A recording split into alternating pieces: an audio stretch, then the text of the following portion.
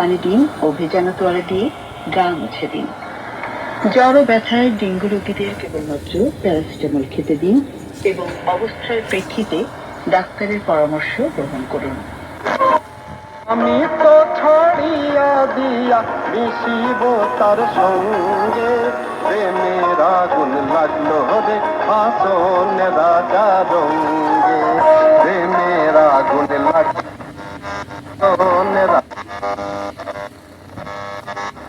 নিভে না আগুন, নিভে না আগুন।